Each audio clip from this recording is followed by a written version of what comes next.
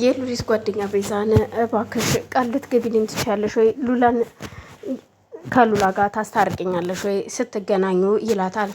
ቤዛም ትደነግጥና ቆይ አልገባኝም ምን እያልክ ነው ስትለው፣ አዎ ምክንያቱም ሉላ ተቀይም እናም አረገዝኩ ስትለኝ ምንንም በማላውቀው ነገር ተቆጣኋትና ተለየኋትኝ።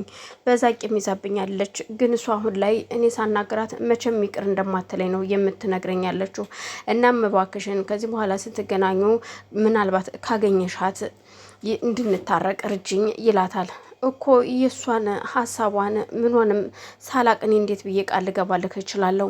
ስለዚህ እሷን እናገኛትና መጀመሪያ ቃልህን ስለገባውልህ ሳይሆን እሷን ካናገርኳት በኋላ አብራችሁ እንድትሆኑ ለማድረግ ሞክራለሁኝ። ምንም ችግር የለውም ስትለው፣ እሱም እሺ ግን አሁን ሳይሆን መጀመሪያ ይኸውልሽ እሷን መፈለግ አለብን ይላታል። እኮ እንዴት ነው ነገሩ ስትለው፣ ምክንያቱም ይሄ ቅድም አስገድዶ መኪና ውስጥ ሊያስገባሽ የነበረው ሰውዬ እንዳትየውት ከሆነ ብዙ ዙሪያሽ ብዙ ጥላቶች አሉሽ። ስለዚህ ያው መመሳሰላችሁ ስላልቀረ ቤዛ ናት ብሎ እሷንም ሊይዛት ይችላል። ስለዚህ መጀመሪያ እሷን መፈለግ አለብን። አሁን ወደ ጧትም ቀንም ማታም ፀሐይ ብርድ ነው ሳንል ሉላን መፈለግ አለብን ይላታል። ግራ ይገባትና ቤዛም ቁጭ ብላ ለማሰብ ሞከረች። አዎ ልክ ነህ፣ እኔ በዙሪያ ብዙ ጥላቶች አሉብኝ። ስለዚህ እህቴን መፈለግ አለብኝ። ግን እንደው ስለ እህቴ የሰማኸው ነገር አለ? እንዲህ ነው የምታውቀው ነገር አለ ወይ ስትለው፣ ምንም የማውቀው ነገር የለም። ግን ይኸውልሽ ዛሬ አክስቷ ጋር ሄጄ ነበረ። በጣም ጥሩ አክስትም አለቻት እንዴ ስትል፣ አዎ አንድ አክስት አለቻት። ግን ብታይ እንዴት እንደምታሳዝን። ግን ሉላ ወደዛ አልሄደችም። ሉላ ይኸውልሽ ህይወትን ለማሸነፍ ብዙ ነገር ሰርታለች፣ ብዙ ስራ ሰርታለች። ላክሷን ብዙ መስዋዕት ከፍላለች። ግን ደግሞ ያው ያሰበችው ነገር አልሆነላትም። ብቻ ግራ ያጋባል። አክስቷ ደግሞ አሁን በጣም ታማለች። ሁለቱም ኩላሊቷ ፌል እንዳደረገ ሳታውቂ የቀረሽ አይመስለኝም ሲላት፣ ቤዛም በጣም ትደነግጥና አይ ያልሰማሁም፣ ግን ደግሞ እስኪ አሁን ልታሳየኝ ትችላለህ ስትለው፣ በፍጹም አሁንማ ላሳይሽ አልችልም፣ መጀመሪያ ሉላን ማግኘት አለብን ይላታል። ቤዛ ሁሉ ነገር ተወሰበሰበባት። እኔም ግራ ገባኝ፣ ምን ማድረግ አለብኝ አሁን? አዎ ልክ ነህ፣ እኔም ራሱ አዎ እኔ ብዙ ጥላት አለብኝ፣ እህቴን ሊይዛት ይችላል። ትክክል ነህ፣ ብዙ ሰዎች ጥላቶቼ ናቸው ስትል ትመልስለታለች። በመሀል ሳሚንም አግኝታው፣ ቆይ ግን እኔ አልገባኝም ሳሚ፣ አንድ ነገር ልጠይቅህ እስኪ። ቆይ ግን ምንድነው ነገሩ? ቤዛ እየገባኝ አይደለም። የመርሳት ችግር ተገጥሞሻል አልተባለም እንዴ ሲላት፣ ይኸውልህ ሳሚ ዝም በል፣ ቆይ ብዙ ነገር አለ፣ ብዙ አንተ የማታውቀው ነገር አለ።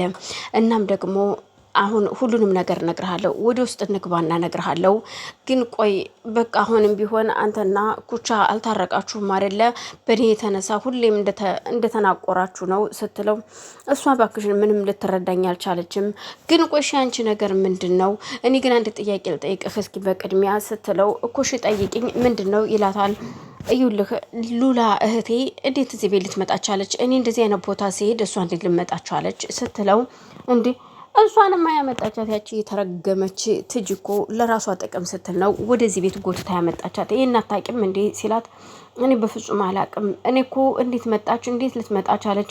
ቆይ መንታ እህት እንዳለሽ አታውቂም ወይ ሲላት፣ ይኸውልህ እኔ በህፃንነት ስወለድ እህት እንዳለችኝና በህፃንነቷ እንደሞተች ነው የማውቀው እንጂ የእውነት መንትያ እህቴ እንዳለች አላውቅም ትለዋለች። እንግዳውስ ያቺ የተረገመች ትጅ ነች። አንቺ የተያሽ ቀን በማግስቱ ነው የዛነው ቀን ይዛት የመጣችው። እናም ይሄ ሁሉ ሴራ ይዛች የተረገመች የትጅ ሴራ ነው ይላታል። እሷን በጣም ትገረምና የሚገርም ነው ግን በቃ ያን ጊዜ እዛ ቤት ተቀምጬ ያየኋት ትክክለኛ እህቴን ነው ስትለው፣ ማለት አልገባኝም። ግን ይህን ሁሉ ትጂ እንዳገተቻትና ትጂ ምን እንዳደረገቻትም ለማንም አልተናገረችም። ሁሉንም ነገር በውስጧ ይዛ ለማንኛውም ማንም እንዳያቅ ብዙ ነገሮች አሉ በውስጤ። እስኪ ቆይ ለማንኛውም ቀስ ብለን እናወራለን። ግን አንተ ይልህ ኩቻም ወደዚህ ትምጣ ትለዋለች። ምክንያቱም ኩቻም ለሳሚ ደውላለት ያው ከክፍለ ሀገር እየመጣው አሸብር እቤታቸው ድረስ እንደሄደ ለሳሚ ደውላ ትነግረዋለች። ሳሚም ደግሞ ደውሎ ወደነ ቤዛ ቤት እንድትመጣ እሱም ቤት ለቀሽ ነይ፣ አሁን የኔን ሰዎች የሆኑትን ሁሉንም ማሰማርቻለሁ ይላታል። ግን በድጋሚ መልሶ ስልክ ሲደውላ ደግሞ አታነሳም። ቆይ እኔ የምለው ለምዶ ስልኬን ማታነሹ እያለሱም ደጋግሞ ቢሞክር እሷ ስልኩን አታነሳም። ሮቤል ደግሞ ሽብሩን ቆይ ምን እያደረክ ነው ያለኸው? አንተ ቆይ እንዴት ነው የምታስበው? እንዴት ነው እያደረክ ያለኸው? ቆይ ያንተ ህግ ከምን እየበለጠ ነው ሲለው፣ አንተ ግን ቆይ ምንድን ነው ነገሩ? ልጅቷን ታውቃታለህ እንዴ? እንደዚህ አብስታ የተቆረቆርክላት አይደለም ስታስበው አንተ አሁን አስገድደህ ይዛት ብትሄድ አብራክ የምትኖርና የምትዘልቅ ይመስልሃል? እንዴት ብታስብ ነው ሲል እሱም ይናገረዋል።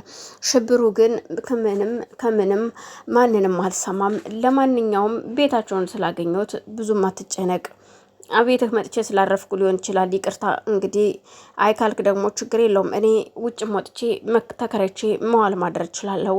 ስለዚህ ምንም እንዳታስብ በእንደዚህ አይነት ነገር እኔ እንደዚህ የተልፈሰፈሰ ነገር አልወድም፣ ቆራጥነትን ነው የምፈልገው ይለዋል። ይሄ ቁርጣና ቆራጥነት ሳይሆን የሚያሳየው ሽብሩ ወንጀልን ነው እባክህን ሲል ይለምነዋል። ሽብሩም የራሱ ጉዳይ ብሎ ጥሎት ከሄደ በኋላ እሺ በቃ አብረን የሆነ ሻይ ቡና እንበል እያሉ ወደሆነ ካፌ ይሄዳሉ። ሻይ ቡና ለማለት ካፌ ቁጭ ብለው እያለ ለማንኛውም ወንድሜን አስታርቀኝ ትሄዳለህ ይለዋል።